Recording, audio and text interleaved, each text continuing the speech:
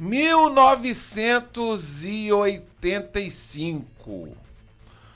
O heavy metal estava completamente consolidado, o thrash ganhava força e chegou uma banda que misturou peso, arte e até uma dose de escuridão, cara, no mundo da música pesada. Vamos falar sobre esse disco aqui.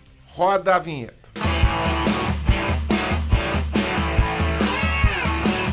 Isso aí, pessoal. Antes da gente falar desse álbum, que é mais do que um álbum, cara. Ele é um manifesto sonoro. O Celtic Frost to Megatherium. Antes de eu pedir a você para se inscrever aqui no canal, eu vou melhorar esse clima aqui de escuridão, né? Vamos dar um tom mais dark aqui. Vamos lá, vamos mudar aqui. Né? Vamos deixar aqui tudo meio escuro hoje. Então eu vou pedir a você que não é inscrito aqui no canal, no Papo Furado, faça esse favor, cara. Se inscreve aqui. O Papo Furado é um canal essencialmente que fala da música pesada, do heavy metal, do hard rock, de thrash metal, de black metal. É isso aí, cara. Vamos dar uma moral aqui pro canal que fala da música pesada, tá legal? O Celtic Frost, claro, antes dele se formar, o líder do Celtic Frost, a gente pode falar dessa forma, a alma pensante é o Tom Warrior, Thomas Gabriel Warrior, mas vamos chamar ele de Tom Warrior. Antes do Celtic Frost, ele formou o Hellhammer. É isso mesmo, banda. Eles são oriundos da Suíça e eles montaram antes do Celtic Frost o Hellhammer. Camisa essa que rodou aqui o Brasil nos anos 80. Cara, a minha primeira identidade, eu vou tentar achar aqui. A minha primeira identidade eu tava ostentando uma camisa do Hellhammer. E depois disso, eles montaram aqui o Celtic Frost. Em 1985, eles lançaram o To Megatherium, cara. Eu tenho essa versão, eu já tive isso em vinil, mas eu tenho hoje essa versão russa aqui, cara. Muito legal, cara.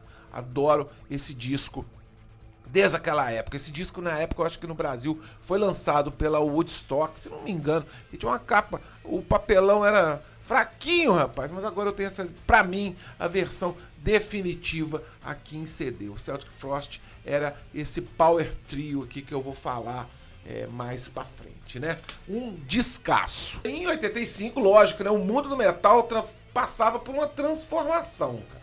E o Celtic Frost, né? Ele nasceu das cinzas do Hellhammer. E o Hellhammer, ele tinha, além do Tom Warrior, o Thomas Gabriel Warrior, o baixista também, o Martin N. Enquanto o Hellhammer era mais cru, o Celtic Frost, ele trouxe uma ambição maior, cara. Ele tinha uns arranjos mais criativos, mais melódicos, mais lentos, mais arrastados. Ele tinha até um clima meio fúnebre aqui nas músicas. To Megatherium, que no grego significa grande besta, né? The Number of the Beast, a besta de Beast, né? E faz aqui uma referência ao bruxo Aleister Crowley, ao Mr. Crowley, aqui nessa capa sinistraça, cara, que eu tô colocando aí ela em mais detalhes, né? O Celtic Frost, que ele foi imortalizado aqui sendo o Power Trio, o Tony Warrior, o baterista Reed St. Mark e o baixista Martin N. Então vamos lá, cara. Vamos falar do disco propriamente dito, lançado em 85. Cara, ele tem uma introdução sinistra, cara, muito doida, uma linha, uma marcha fúnebre, digamos assim. A primeira música, Innocence and Wart, é uma das maiores músicas do black metal, do thrash metal de todos os tempos. Aquela batidinha que dá aquela... Cara, não vou conseguir reproduzir aqui. Procura aí nos streamings, cara. Essa linha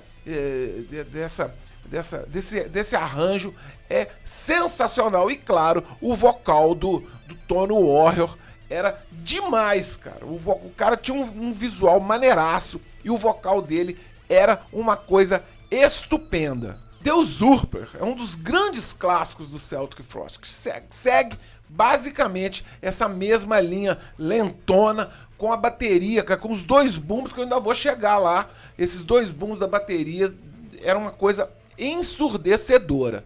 Jewel Throne é uma música talvez que tenha uma pegada mais atmosférica. Ela tem ela tem um pezinho até no progressivo, mas você vai entender. Não é que os caras faziam um rock progressivo. Tinha lá uma influenciazinha, cara. Down of Megiddo é aquela música que fala, de fato, do nascimento da grande besta, né? Do tio Megatério. Vamos lá, para tudo, Circle of the Tyrants. Cara, essa música, ela chegou a ter um videoclipe, cara. Podemos dizer dessa forma. E a gente aqui no Brasil, nos anos 80, esse VHS que a gente copiava de VHS para VHS era disputado a tapa, cara. Eles gravou ao vivo e botou o playback por baixo e era demais, cara.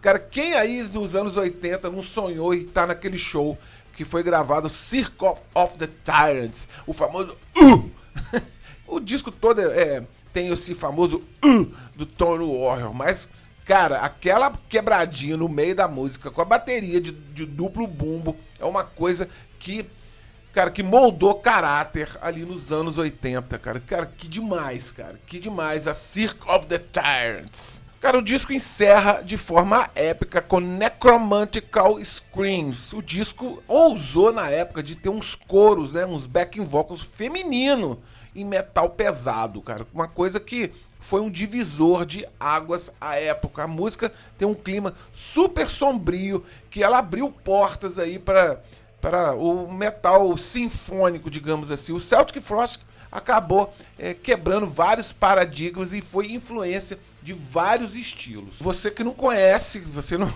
que não nasceu ali nos anos 80, ou como eu que nasci antes e tive a oportunidade de ver isso aqui nascendo, cara. Corre lá nos streams, um álbum que chegou a agora é um quarentão, mas ele envelheceu muito bem, um álbum que abriu portas para vários gêneros, como eu já disse. É um álbum que mistura arte, peso, brutalidade e teatralidade, cara, podemos dizer assim, porque as vestimentas da galera do Celtic Frost, as apresentações, as maquiagens, cara, tudo isso foi muito legal, cara. Isso influenciou demais ali nos anos 80. É isso. Fica aqui a minha reverência. Cara, você vai querer que eu diga que depois, no disco Cold Lake de 88, o Tony Warrior mudou o Celtic Frost. Eu não vou entrar nessa celeuma. Eu prefiro ficar com a excelente lembrança do Celtic Frost to Megatério de 1985. Ano esse maravilhoso pro heavy metal, né, cara? Nós que tivemos aí o privilégio de viver isso tudo, somos realmente abençoados. É isso, o Papo Furado vai nessa. Viva o Celtic Frost, viva o Tony Warrior. Fui!